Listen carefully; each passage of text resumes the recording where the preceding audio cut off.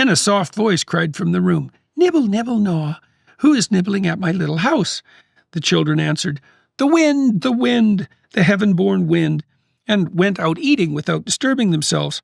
Hansel, who thought the roof tasted very nice, tore down a great piece of it, and Gretel pushed out the whole of one round window pane, sat down and enjoyed herself with it. Suddenly the door opened, and a very, very old woman who supported herself on crutches came creeping out. Hansel and Gretel were so terribly frightened that they let fall what they had in their hands. The old woman, however, nodded her head and said, "Oh, you dear children, who has brought you here? Do come in and stay with me. No harm shall happen to you." She took them both by the hand and led them into her little house. Then good food was set before them, milk and pancakes and sugar, apples and nuts. Afterwards, 2 pretty little beds were covered with clean white linen, and Hansel and Gretel lay down in them and thought they were in heaven. There's a deep motif here of, as I alluded to earlier, of the pathologies of camouflaged virtue signaling. So children are very dependent, and they're dependent primarily on maternal benevolence.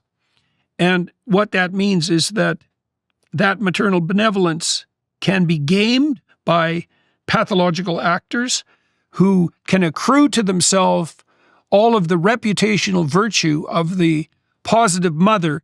You can think about this politically as well. The maternal force that cares for everything, and including the planet and everything on it, but in reality is doing nothing but serving its own malicious and carnivorous or even cannibalistic urges.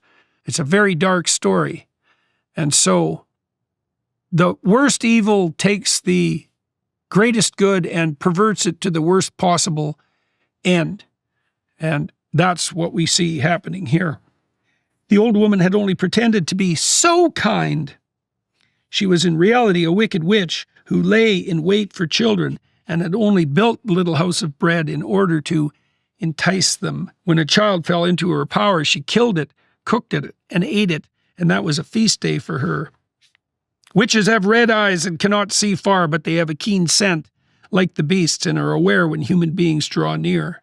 When Hansel and Gretel came into her neighborhood, she laughed maliciously and said mockingly, "I have them.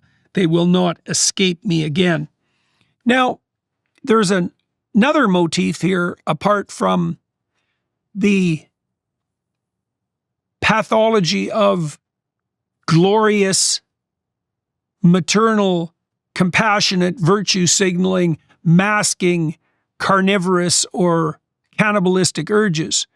And that is the danger of maternal hyper solicitude, right? So human beings have the longest developmental period of any creature, and it can last almost 2 decades, let's say. And what that means is that a force that powerful can easily go wrong. A mother shouldn't be so kind. She should take care of her children, but not offer them too much being a convenient house in the midst of danger, but not only a house literally made out of candy and cake. Oh, the mother who offers her children too much, who does everything for them, who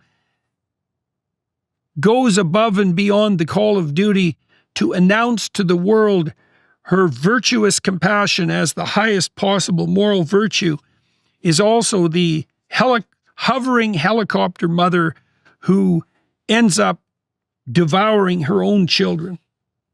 So if it looks and sounds too good to be true, there's some real possibility that it is. I remember my mother told me once, she died very recently last year.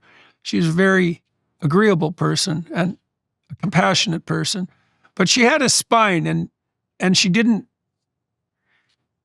overindulge her children or overprotect them. And I left home when I was about 16. I'd been having some friction with my father which was some him and some me, perhaps even mostly me.